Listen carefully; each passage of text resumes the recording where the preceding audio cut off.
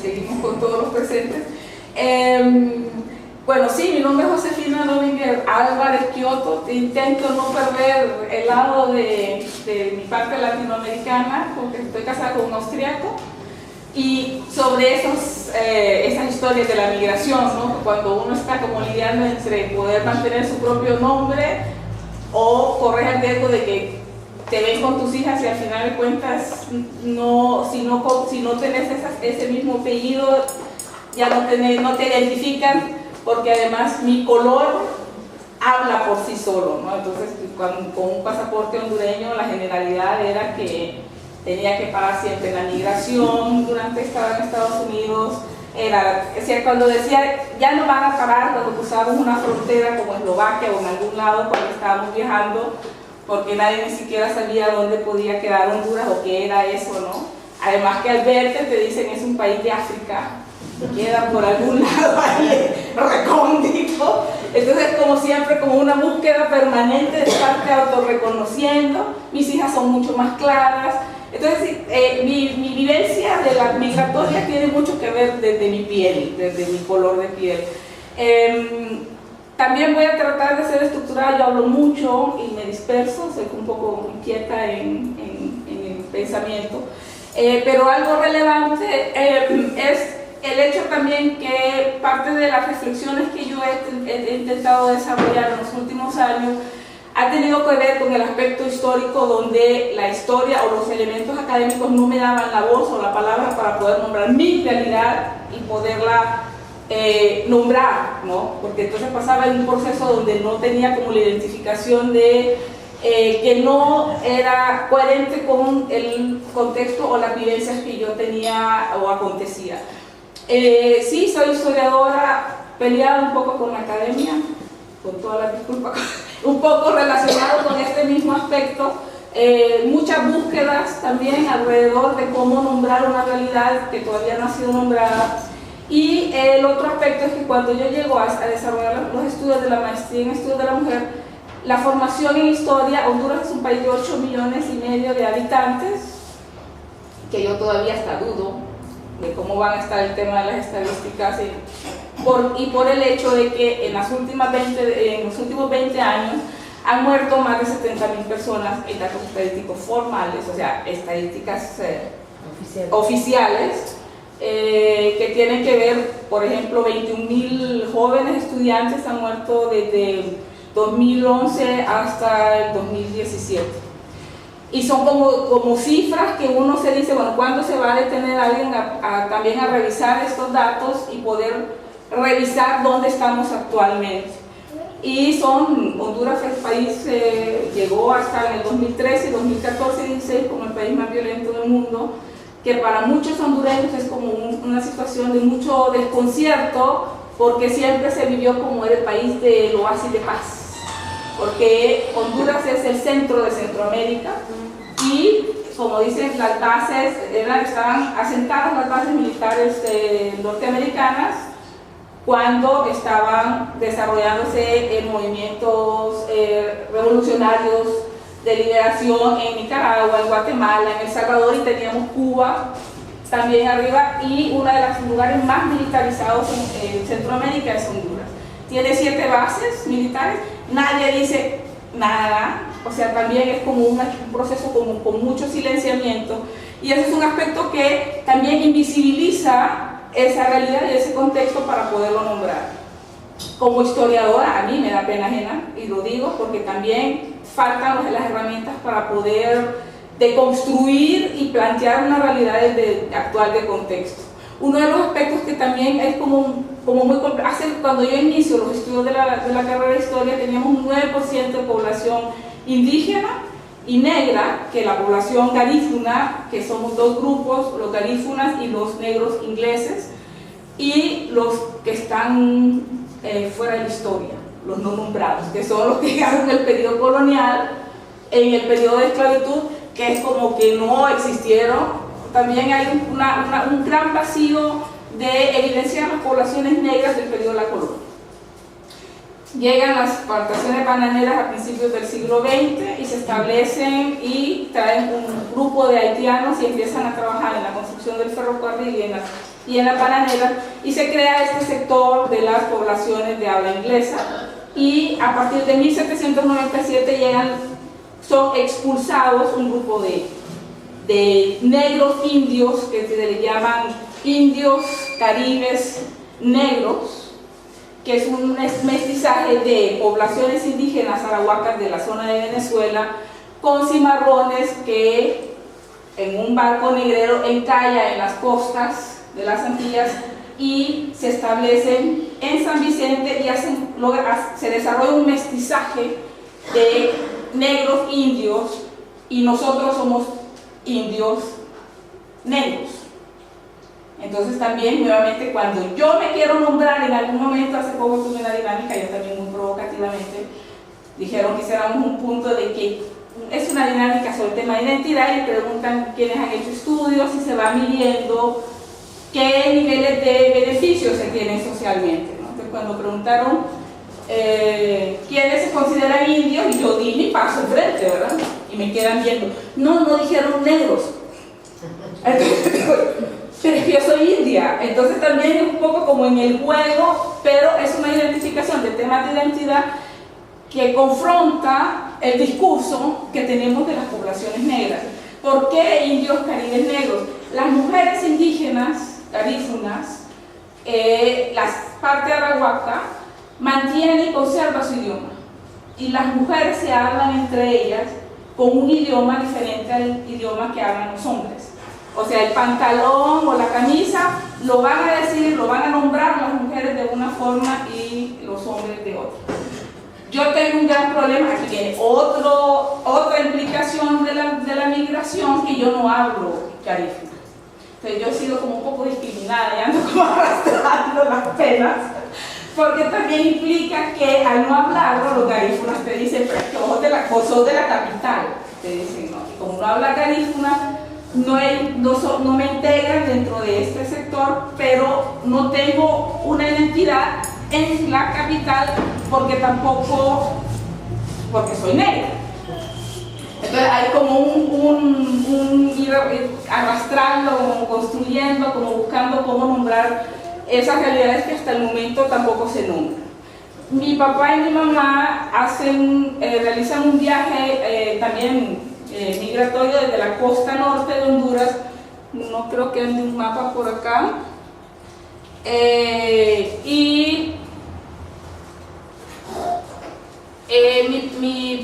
soy de padres son maestros, ambos, y mi papá profesor de física y química y mi mamá de matemáticas, y nos desarrollamos en un medio con muchos beneficios y con muchos privilegios, ¿no? Más o menos es el mapa de Honduras, un poco deformado, pero para darles una idea de cómo se ve permítanme. Al viajar ambos a la capital son de las primeras personas, los primeros pobladores garífunas, se dice también, que estaban ya residiendo en el país, en la capital. No. ¿Qué pasó? ¿Qué hago mal? Bueno, lo dejo aquí en esta nada más y después vamos viendo. Solo para darles una referencia de dónde está. Tegucigalpa está aquí en el centro, más o menos en esta parte, y la parte de la costa es este lado. Mi papá viene de la parte más lejana, y mi mamá sí es un poco más urbanizada, y mi mamá pierde el idioma ya en la transición que tuvo al llegar a la ciudad, y nosotros ya no lo hablamos, ¿no? Lo perdimos.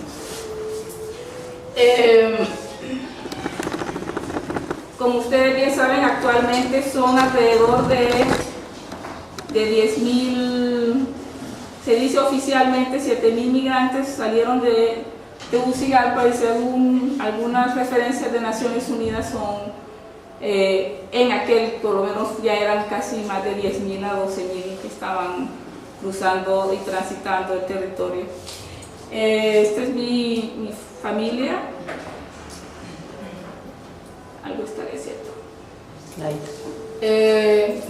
papá es la familia nuclear, solo faltó un gato, como digo yo. Mi abuela, esa es la típica garífuna, ¿no? Y ya mi mamá, mi papá, este soy yo y mis hermanos. Mi hermano, y falta uno que nació 10 años después, que es el menor. Cuando yo desarrollo los estudios de la maestría en estudios de la mujer, ya empieza mi proceso migratorio, voy a Costa Rica y luego a Austria. Y en Austria trabajé una década con mujeres víctimas de trata de personas, mujeres llevábamos el acompañamiento al proceso jurídico de menores de 15, pero no vivían en las casas refugios que nosotras atendíamos, sino que teníamos a partir de los 17, pero hacíamos acompañamientos, son acompañamientos muy largos. Ellas vivían en esta casa hasta que lo necesitaran. El gobierno austriaco, a través del Ministerio de Interiores y el Ministerio de Justicia, financiaban los costos de los acompañamientos por derecho, por ley.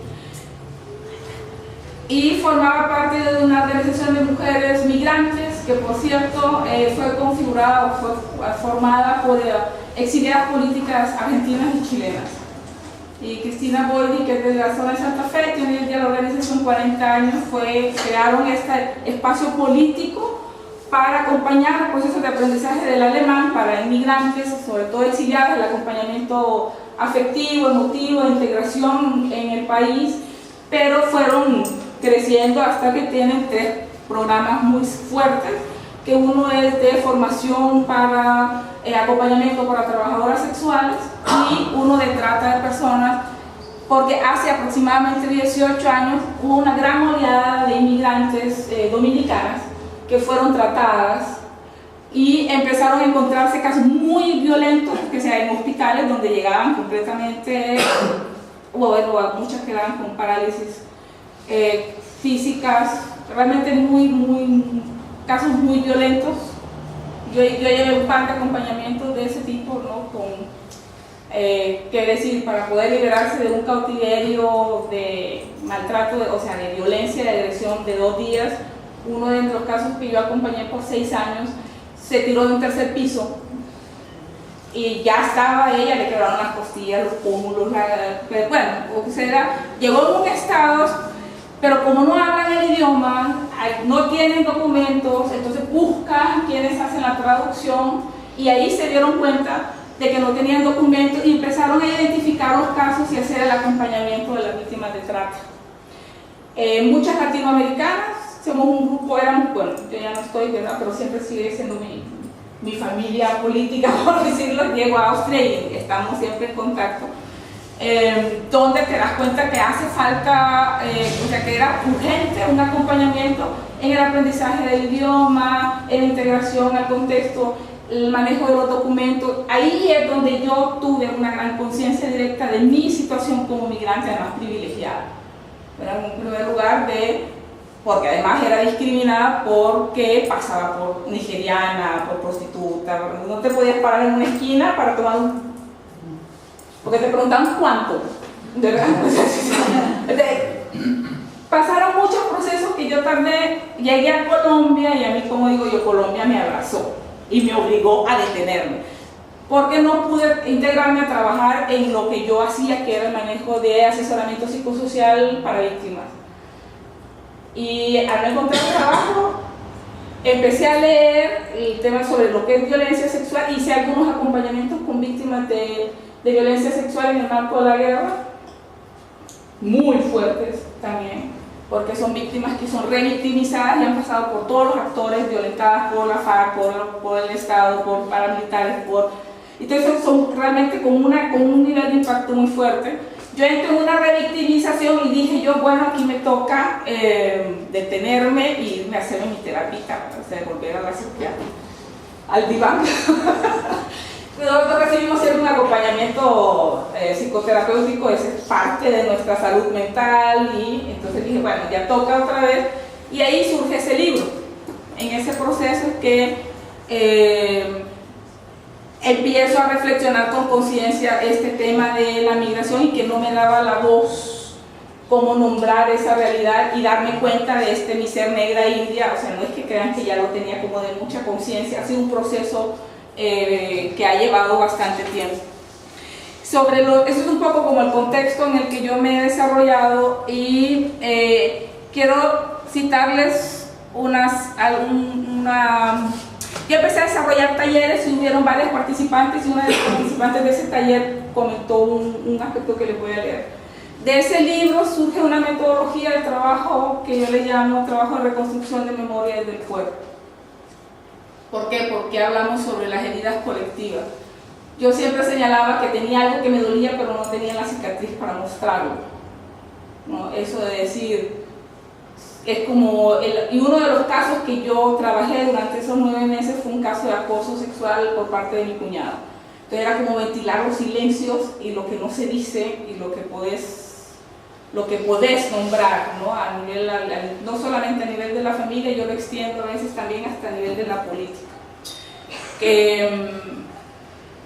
Esas heridas de la piel y un poco el tema de los tatuajes, para mí los tatuajes tienen que ver con que yo me puedo trabajar una herida que yo quiero marcar en mi piel, lo que yo quiero dejar como un recuerdo ahí. Entonces, ¿cómo me acerco yo al hecho que me provoca dolor sin que genere una revictimización? Y esa fue una de las estrategias que yo generé en los talleres que hice en Colombia, porque las mujeres decían, yo no quiero recordar, porque al recordar me veo frente al espejo y lo que miro es algo que me provoca profundo dolor.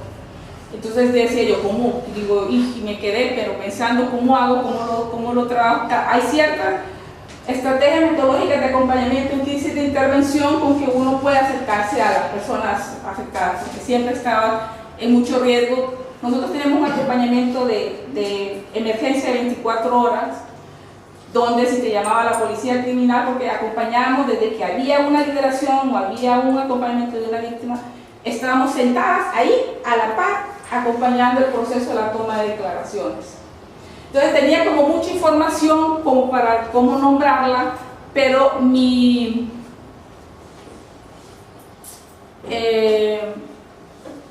compromiso de reservarme de confidencialidad hacia las acompañantes, yo le decía a Analía, que muchas gracias también porque ha sido el hecho de que yo esté aquí y siempre me acompañaba, digo, ¿cómo hago para dar testimonio de algo que no se puede quedar silenciado?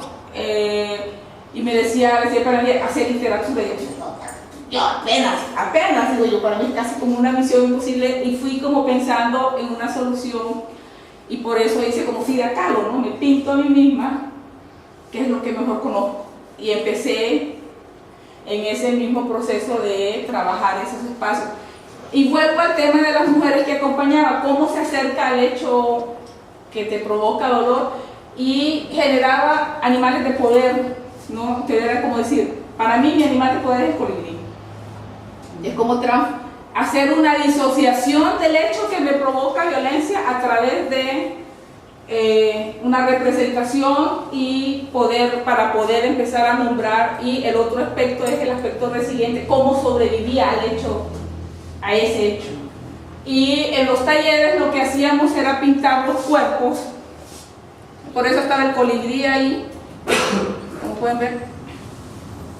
Este es Tegucigalpa, yo nací en un barrio, como decimos nosotros, y de la casa, de la terraza de donde está la casa de mi mamá, que tenemos una terraza grande y ves toda la ciudad. Eso fue una foto de hace unos 8 años, pero creo que está igual, ¿no? O peor. Más gris. Sí, y más gris, definitivamente. El hecho es que se forman, se transmiten, ya les digo el tema de por qué está el arte por ahí, ya les voy a decir. Esos son parte de los talleres, y estos son algunos de los animales de poder y un espacio de protección. En el caso porque para mí era importante generar las estrategias que las mujeres se llevaran, porque también teníamos jóvenes, no solamente, para mí es importante trabajar con jóvenes y grupos de mujeres, que es con lo que más he estado trabajando.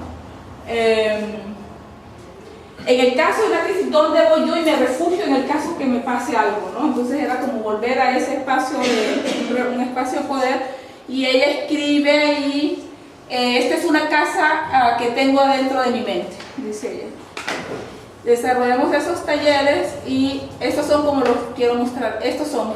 Entonces trabajamos figuras, siluetas, y en las siluetas el dolor, la representación de ese evento, donde lo siento en el cuerpo, y lo intertienes a través de una simbología artística y empiezas a crear como este. Una de las que estaba participando en el taller acababa de ser operada de una mastectomía, que por cierto una de las obras que estaba atrás era un caso también de un artista que había pasado por el proceso. Y trabajaron, estas son un poco las figuras, trabajamos con artistas, con jóvenes, entonces tenés unas obras de arte ahí que uno quedaba como, que son muy impactantes. Ellas son unas mujeres de la zona sur del país y, por ejemplo, ahí están un poco las figuras donde ellas representan que sienten esas afectaciones. El tema del tema del arte, cuando yo voy a Costa Rica, yo hice mi estudio de maestría, mi tema de tesis fue el arte como lenguaje, una interpretación de la realidad desde el arte y haciendo una lectura sobre los procesos de construcción de género. Entonces hago una reflexión a partir de lo que es la práctica artística